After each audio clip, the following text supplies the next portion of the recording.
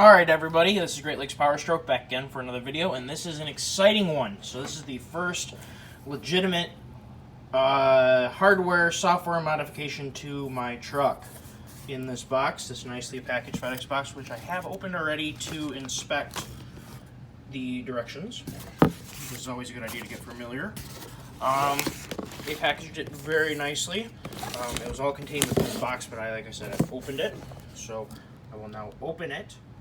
And just like that, you find yourself looking in the face of a Banks Derringer inline tuner and their idash, and I got the Data Monster upgrade. So why are we doing this?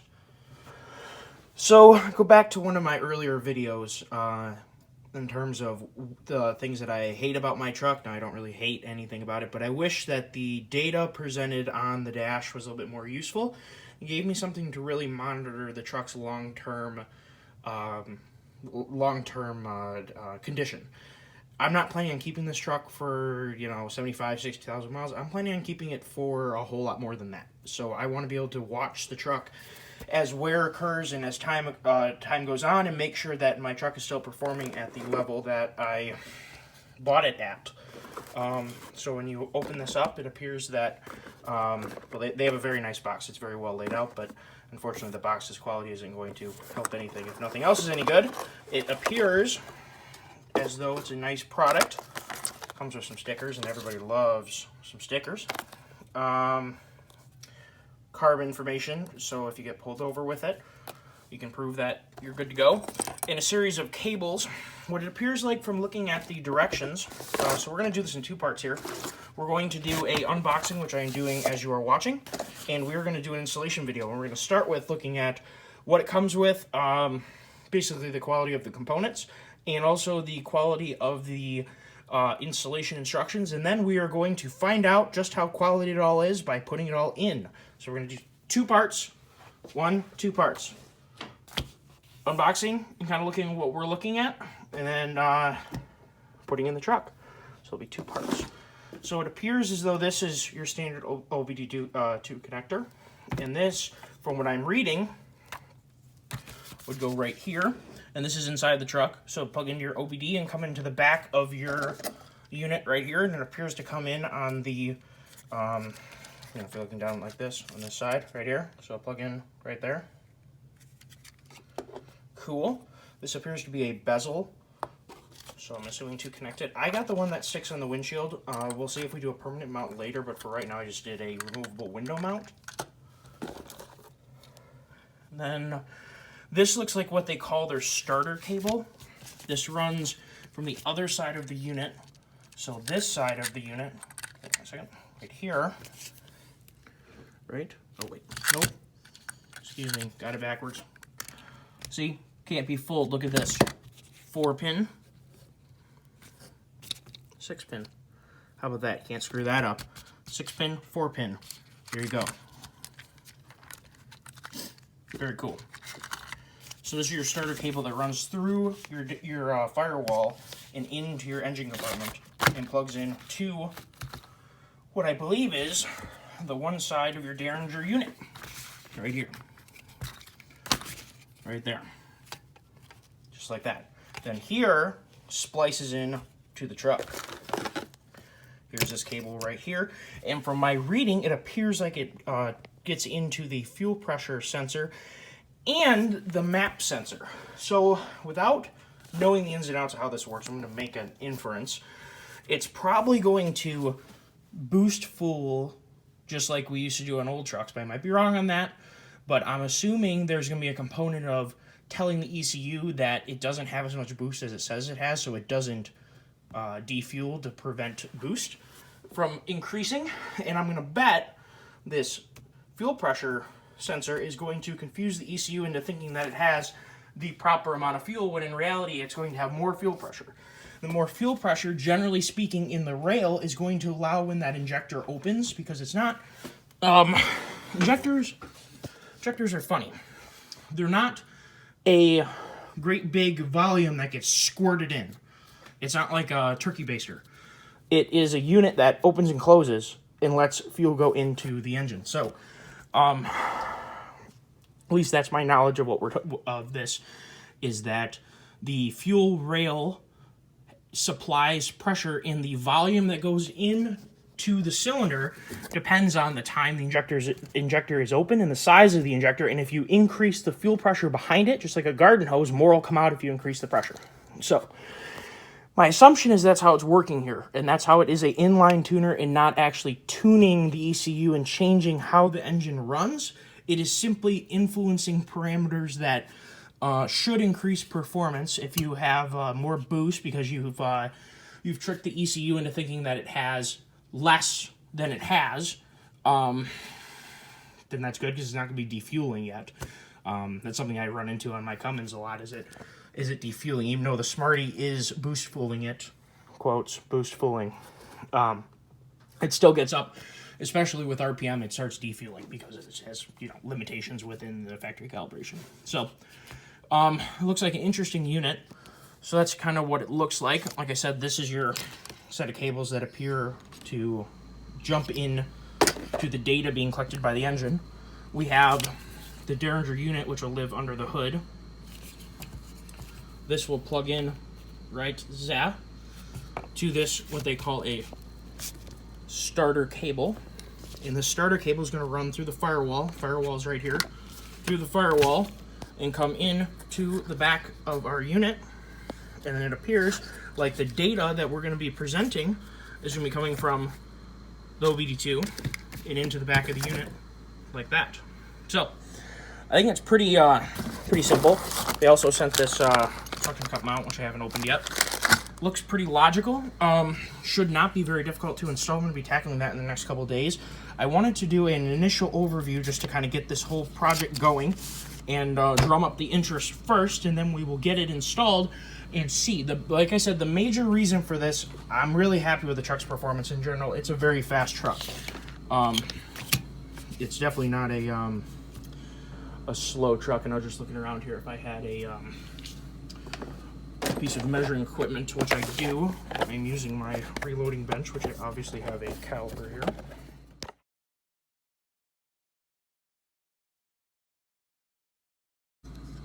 And just for giggles, obviously this is pretty, you know, I'm just guessing at the widest point here.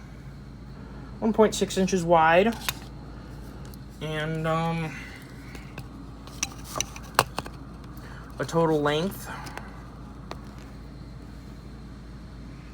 a little bit less than 4.5 inches, and this is a plug, so it's really more like this, just like that. 3.7-ish, 3.78. So gives you an idea. This is going to live under the hood, like I said, and this connector is going to allow it to talk to the truck in terms of data, and it's going to send using this this connector right here. It's going to send that data. And in fact, I don't know if it's going to send data or if it's going to insulate or translate data. Perhaps that's not the right word for it, but it seems like a really interesting unit. It's very small. It doesn't weigh, but I mean, I could put it on the scale, but it doesn't matter. It's a pound. It's nothing. This is the idash. Oops, I'm in trouble here with my phone. The idash unit.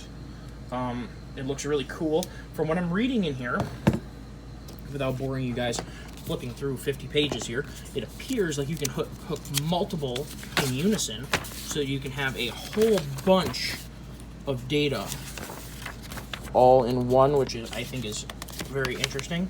Right here, it appears like you can buy additional Y cables and have multiple of these guys hooked up. So you have your primary one. The words right out of my mouth. I was going to say primary, and then I see primary, secondary, and secondary. So it looks like you can take the Y and grab some data and put them into here, and it'll give you more. Now, obviously, this is a rather small screen. It's not supposed to take up your entire... If anybody's ever had a piece of equipment on their dashboard that takes up a lot of space, you know why Banks wasn't jumping out of their way to make something massive. It is a hindrance. So let's just see for a second. Just for giggles, let's call it 1 inch wide, and I mean, like I said, this is literally just for, and call it little bit less than 1.5 inches tall. It's definitely not a super big screen, but it's only 1.5 feet, 2 foot from your face. I really don't expect that to be difficult to read, especially because there hopefully will just be numbers on them, and we'll just be referencing numbers. So I think that that's super cool, and in the future, if we want more data up, I mean, my biggest thing is when I'm towing, I'd like to see oil temperature because that is a good reflection of the work you're doing to your engine. Water temp lets you know that you're not overheating. And oil pressure is really, or excuse me, oil temperature is extremely important. Oil is very susceptible to breaking down as it gets hot, and you really want to avoid that high temperature oil situation, and you will know it if your truck or car does not have adequate oil quantity or adequate oil cooling. It's going to cause problems. Oil does not function correctly when it's extremely hot. So it's something really important to me. But to be able to, if we could have this, and I'm expecting we're going to be able to, if we're going to be able to have engine coolant, engine oil, trans temp, I don't care about mile an hour, I have a dashboard for that. Don't particularly care about RPM, I have a dashboard for that.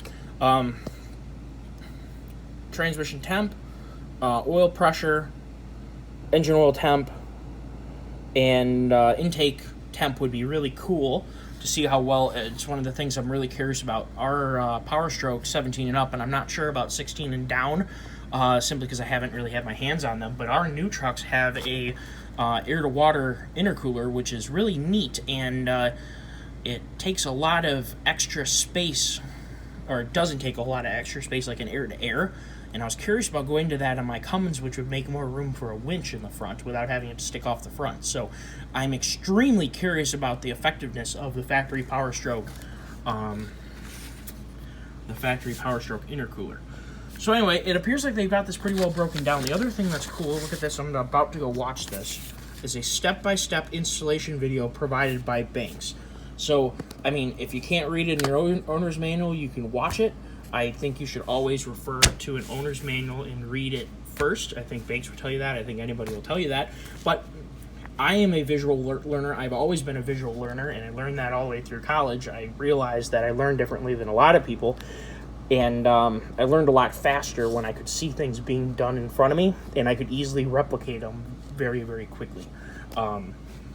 So I will be viewing this video right now, and in the next couple days we will be getting this system on my truck, and I'm looking forward to, I mean, obviously we're curious about the power increase. It's a pretty bold claim. I think it's 61 horsepower for my year truck and like 120 foot-pounds at the tire. That's a lot of power. That's the equivalent of probably an 80 or 90 horsepower crank horsepower tune, like on an older truck where they displayed, you know, crank horsepower gains versus wheel horsepower. That's a huge tune. And you got to remember, these newer trucks are starting out at least 100 horse higher than their predecessors. LBZ Duramaxes were only 365 horsepower. My dad had one. It wasn't really very impressive. It's like 650 foot-pounds, 365 horse or 360 horse. The Powerstroke's already starting at 450. It's 100 horse, almost 100 horse more than an LBZ Duramax. So the fact that with this system, if this is true, if we can add probably 80 to 90 horsepower at the crank, and they say 61 at the tire, that is a huge improvement. And from what I'm seeing with the graphs that they provide, it's not only peak power, and peak power is great, and you know, it's wonderful, but when you're driving, you use the entire RPM range. And in my truck, you're talking idle, which is 800 or so, normal acceleration getting into 1,000 and up to 12, and then you know, 1,600 or so when you're getting on a freeway, and if you floor it, obviously all 3,400 RPM or something of that nature. So from what I'm seeing, these are gains across the board. An area under the curve is king. So I'm really excited to see where this brings me, and I am really more than willing to take this to the level of throwing it on a dyno and seeing what it makes this coming spring, summer. So we will see how this goes. I want to thank Banks for, I certainly paid for it, but I wanted to thank them for their help. So if you're watching this, thank you very much. So yeah, looking forward to seeing how this turns out. I think it's a really, really nice product. looking forward to it. Thanks for tuning in, everybody. Please like and give me a subscribe. If you have any questions, feel free to throw them in the comment section. Thank you very much. See ya. So in terms of the idash, the diameter of the portion where it would slide into a mount is just a little bit more than 2 inches. For all intents and purposes, it's 2 inches.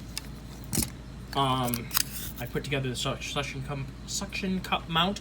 This outer bezel that came with it, I think, is intended for if you're making your own mount or using a different company's mount, just to give it a nicer look. It's not needed for the Banks provided cup. It's pretty slick. Just drop it in. And this mounting bolt on top here crushes in and just holds it in via friction. So if you have a curved dash where you want to mount it in a different way, you could always level this out and not have set it down. Sorry, I am a human. I only have 2 hands. I'm sorry.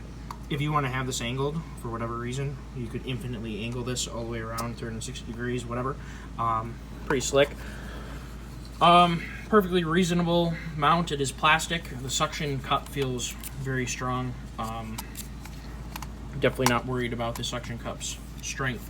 The plastic arms are strong enough for what we're trying to do. We're not, we're not mounting a a tow missile to a jet with this. We're mounting a little bit of gauge. So I think that it is of perfectly reasonable quality and perfectly useful function.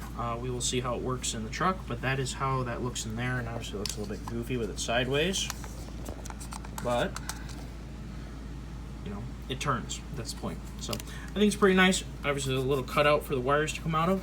I think Banks got this, whoever provided Banks with this solution hit the nail on the head. It works. It's fine. It's not, I wouldn't call it overly built, but it's certainly not underbuilt. I think that we'll be in good shape with this. And I like it because I want to be able to remove or hide it if I park in an urban environment or somewhere where I might be worried about it getting taken. I can take it down and hide it a little bit. So I'll probably use that function of having the suction cup. I've gotten used to having suction cup mounts over the years. That's how I had an edge monitor in my Excursion. And I moved that same monitor into my Cummins on occasion. So I just got used to having a suction cup style mount. Yes, they fall off sometimes. We will see if this one falls off. Maybe we'll get lucky and I'll be taking a video and I'll be cruising down the road and this thing will just doop, drop on the dash. We can all get a good laugh out of that together. But I think that I think it's a nice product, and I think it's going to work just fine. I don't envision any trouble installing this. It looks pretty simple. It's a brand new truck, so I don't imagine connectors will be very tight.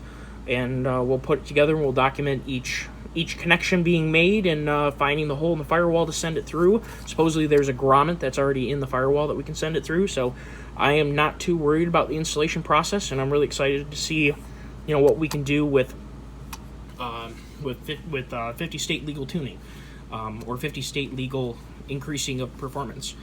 There used to be a time where diesel tuning was not monitored, and I will happily say that I am not happy about the way things are going, but I also don't want the diesel industry and the diesel performance industry to die because of federal mandates and CAFE requirements and all that other nonsense. So for right now, if we're going to operate under legality, then we may as well find out what we can do under the umbrella of the law, as they say.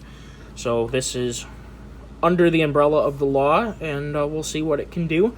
And I'm hoping for a positive outcome, because I'd like to see, I'd like to see Banks have a home run with this, because I think from what I've seen marketing wise, if it lives up to what they say it does, then I think it's going to be a phenomenal unit. So I'm pretty excited, and I'm happy to have you guys along for the ride. So thank you everyone for tuning in. This has been the unboxing and initial looking at of the Derringer inline tuner from Banks Performance. They're from California. I'm trying to think if anybody wants to write them or call them. They have a very helpful staff. Everyone's very, very friendly that I've found so far. So yeah, I think that I'm happy that we're starting a hopefully positive relationship with these guys, and hopefully they'll be with the channel as time goes forward. Anyway, thank you everyone for tuning in. See you later.